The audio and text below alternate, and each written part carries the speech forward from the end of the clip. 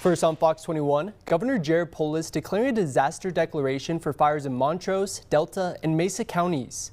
It comes as flames burning in Black Canyon of the Gunnison National Park is now at more than 3,500 acres and is 0% contained.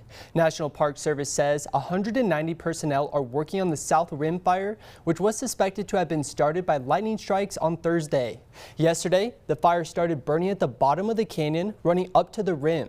Officials say their plan today is to limit the fire's spread to communities and dam infrastructure. Air assets and night crews are working to stop the fire from spreading.